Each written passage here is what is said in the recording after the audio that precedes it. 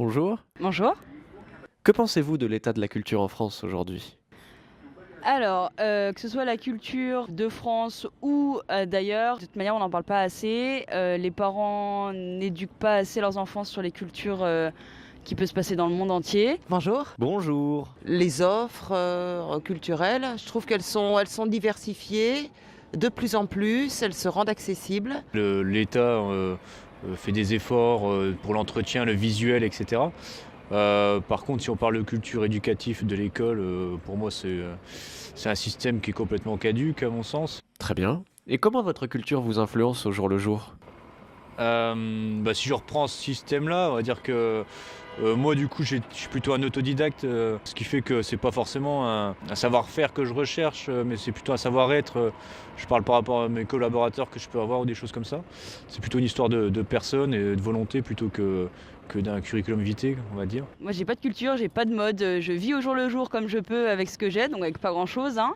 Et puis non, sinon, moi, j'ai pas de culture à proprement parler. Je m'inspire un peu de tout et de n'importe quoi. Elles m'influencent au quotidien à plusieurs niveaux, sur plusieurs registres et surtout de façon inconsciente.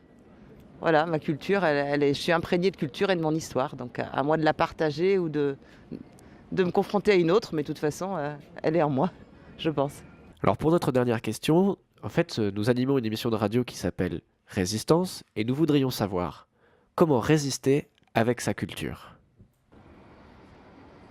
La mettre en avant, la diffuser en la défendant. C'est un peu sortir des sentiers battus, je pense. À mon niveau, en tout cas, c'est mettre en avant justement les gens qui n'ont pas forcément les diplômes pour prétendre à des postes auxquels ils prétendent, mais leur donner leur chance et leur montrer que on peut y arriver avec un peu de motivation et beaucoup d'envie. Voilà. Je pense qu'il faut vivre avec son temps, déjà. Et il faut vivre avec les aléas de la vie et avec les gens qui nous entourent, que ce soit dans la religion qui soit autre, que ce soit dans le comportement des gens, la façon de s'habiller. Il faut être tolérant. On peut résister en étant tolérant, je pense. Très bien. Merci beaucoup et au revoir. Je vous en prie, merci à vous. Merci à vous. Au revoir. Merci à vous. Pour l'amour d'une vie, par l'amour d'une nuit, aimer un amour impossible et vivre